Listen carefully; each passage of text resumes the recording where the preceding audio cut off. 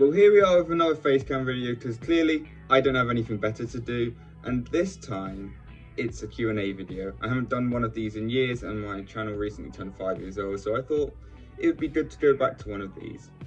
First question is from Mater of X. How do you feel about the Mission Impossible Dead Reckoning title change? Okay, so for context, the 7th Mission Impossible film was split into 2 parts, but hence the Dead Reckoning Part 1. However, due to the internet making a whole event out of Barbenheimer, it caused everyone to skip out on Tom Cruise's latest installment. And so now the next film has to make a lot of money in order to be a success, so they've cut the Part 1 thing, and I think it's for the better. It means that there is no worry of people skipping because they didn't see Part 1. Instead, it will work like Infinity War and Endgame, which makes more sense. And so hopefully, Mission makes its money back, and I hope it does because it was definitely overshadowed by Barbenheimer. It didn't deserve to earn as much as it did. And I hope it does. I will be watching more than once to make sure, as if that really makes a difference at the end of the day. Next is from YT Gold X. What made you love Skye, and what did you think when you saw her for the first time? And I'll be honest, didn't really care. However, I did still rank her number 1 in my Battle Pass ranking with Midas second. But it wasn't until I saw a younger version of myself in her and also unlocked the skin that I appreciated the skin more. I made a whole video like almost 4 years ago now why I love Skye, so I'll put it in the top right, or you can just go to my most viewed videos. It's in the top 10, I think. Enjoy a younger me. But yeah, that's basically it. No need to sugarcoat anything. I just like the skin. He has another question for us. Obi-Wan or Anakin, who is your favourite and why? Obi-Wan without question. He was always one of my favourite characters. He's just witty and funny, and Ewan McGregor is great. And in the Clone Wars, he easily gets the best treatment out of everyone in terms of stories. Giving him an ex-girlfriend sort of thing in Satine was interesting to explore, especially once Maul came into play. And that undercover arc was genuinely amazing with him and Cad Bane.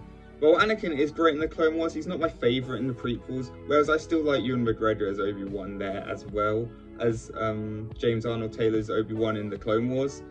Both are great characters, but it comes down to personal preference, and I will always prefer Obi-Wan.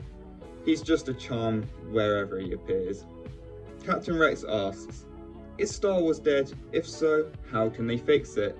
It's no secret that interest in the Star Wars franchise is at an all-time low. It's undeniable. Is it dead? No, but it will be completely if they don't up their game. I think they need to close out the Mandoverse, cancel the Rey film, and just leave the Skywalker saga alone. Go back to the Old Republic, explore characters like Nihilus and Darth Raven, make films with them so far removed from the Skywalker saga that no matter what they do, it won't affect anything that happens from the Phantom Menace onwards. They honestly need to move away from the main part of the timeline and hire the right people to explore characters like Darth Raven, especially if the game doesn't go ahead. Or just make films that like carry on from the new game anyway, or just make new stories that don't relate to the game at all. Or they could go way into the future and every reminder of the Jedi is gone, and as a new evil rises, have a character look for a way to defeat them and rediscover the Jedi texts on the ruins of the Millennium Falcon on a planet, maybe Yavin or Endor or something. Then have them learn about the legend of Luke Skywalker and what he did to defeat the Empire and build a new Jedi Order that way. That could be interesting.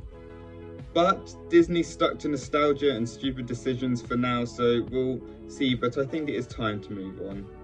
Ava Millie asks, what is good and bad about Disney Star Wars? This could honestly be its own topic video, but here's a basic rundown. The Force Awakens, Rogue One, Mando Season 1 and 2, Clone Wars Season 7 and Andor are all amazing. Solo and Ahsoka as well as the Bad Batch are average, and Bad Batch can sometimes be forgettable, and everything else just sucks. Plus, all the controversy is good for no one except us content creators to report on, and even then I still don't like doing it. Disney are hiring the wrong people to make Star Wars. Why are you hiring a documentary filmmaker to make a space fantasy film? As I said, Disney, move on, goddammit! Please, I just want to see Raven on the silver screen, that would be really, really cool. WFC Hazard wants to know, what is the greatest animated film of all time? Hint, and then it's a cat emoji. And he's not wrong with it being Puss in Boots: The Last Wish. An absolute masterpiece in animation that is never overbearing in any way. The themes the film covers are surprisingly mature and serious for a kid's film. and the whole film is just charming, especially with Puss. Antonio Banderas is the only man for the job, and honestly, not only is it the greatest animated film of all time, but in my opinion, one of the best films of all time. I honestly really love it. But that'll be all for today's Q&A. If you do have any more questions, comment them below, down there, and I will reply. But as always, thanks for watching, and I'll see you all next time. Peace out.